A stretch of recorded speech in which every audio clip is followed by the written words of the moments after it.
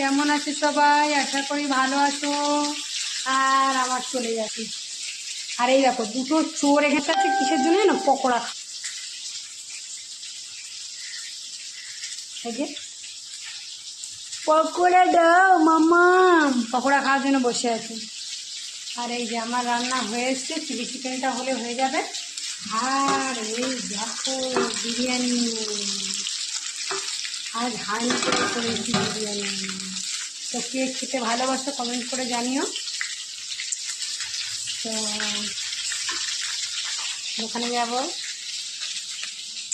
দোকানে রান্না কমপ্লিট। এই যে